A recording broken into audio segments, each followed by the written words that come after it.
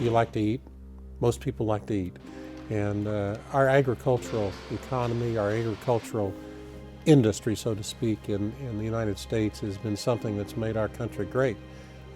Minnesota is noted for dairy farms and wheat fields and corn fields, and those farmers have to get their product to the market.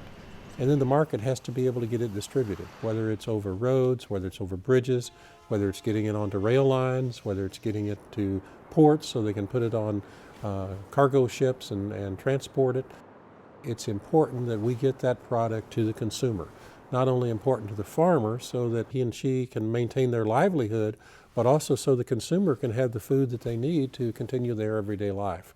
The quality of the roads and bridges, the quality of our ports, the quality of our rail lines are integral to that basic tenement of our economy and our way of life in the United States.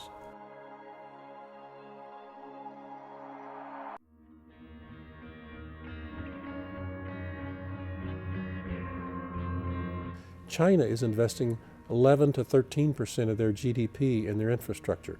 India is investing 9% of their GDP in infrastructure. Currently, we're investing less than 1.5%. If we don't invest in our infrastructure, we're looking at 3.5 million jobs are going to be affected. We're looking at a gross domestic product that's going to have over a $3 trillion effect on our gross domestic product if we don't take care of our infrastructure. And infrastructure in America actually improved. It went from a D to a D+. But you may have a child in grade school or possibly high school. If they brought home a report card and it said D+, you probably wouldn't be very happy with them. That's what we are leaving as our legacy to the next generation. We've got to do a better job of taking care of what we've got. And our infrastructure, whether it's roads and bridges, whether it's inland ports and waterways, whether it's the railroad system, our water and wastewater systems and our stormwater, we've got to do a better job of taking care of them for the legacy that we're going to leave to our children so that they're going to enjoy the quality of life that we have. The United States is the greatest country in the world, yet we're falling behind in taking care of the basic factor of life that affects quality of life, and that's our infrastructure. I applaud what Minnesota has done.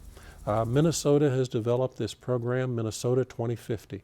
When I was national president of APWA, I challenged the APWA chapters, what is your chapter, what is your community, what is your state going to look like in 2050? Minnesota took up the bit, and they have done something about it. They have developed, and they are developing a Minnesota 2050 plan.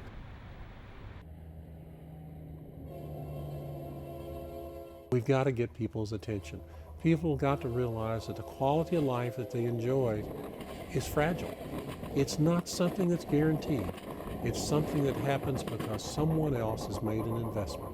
Are we prepared to make that investment?